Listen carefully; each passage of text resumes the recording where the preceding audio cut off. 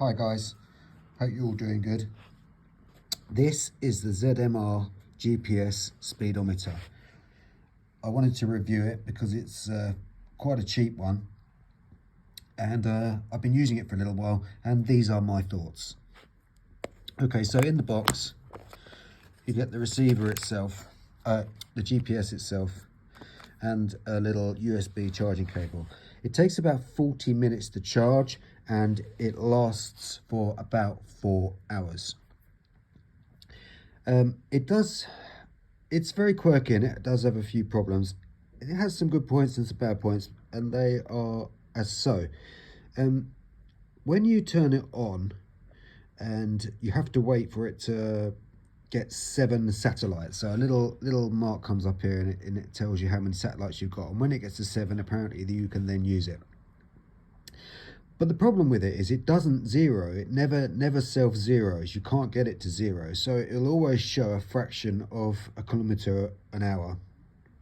And apparently this works itself out once you start your run, your speed run, for instance. But it's a little bit I don't know, off-putting that it's not zero to begin with, so that's very strange. Another thing is the LCD screen here, you cannot video it. If you try and video it, all you get is like pixelations, and that's quite weird. In the box it comes with this, but it also comes with 2 sticky pads, double-sided sticky pads. I always find them a bit weird because, you know, you stick them onto something and they adhere to that surface and they don't really want to come off, and then you stick this on top, and that's fine until you want to move it, but you can't move the sticky pad off the thing you first stuck it to, and then you've got 2 of them. You need about 500 of them, maybe not 500, so that's a bit weird.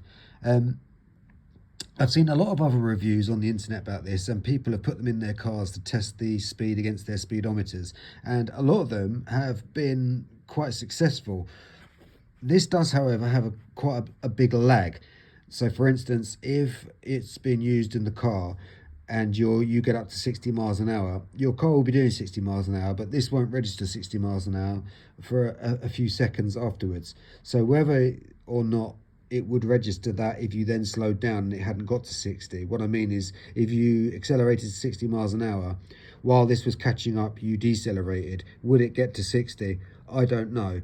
But it does actually say in the manual in here that you shouldn't use it if it's surrounded by metal, and inside a car, obviously, you are surrounded by metal. So I don't know.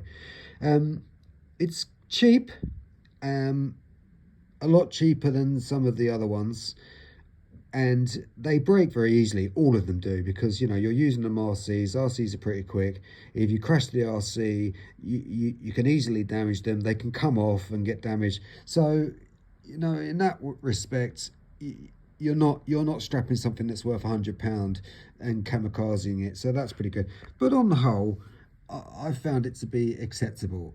You know, it might not be 100% exact, but, you know, I think it's a fun little thing. It's pretty cheap. It is pretty accurate, you know, within, give or take, I don't know, half a kilometer. I'd say it was pretty accurate. Anyway, guys, that's my little review. If you've got any questions, ask. That's the ZMR GPS Speedo for your RCs. Have a good one, and I'll see you on the next one.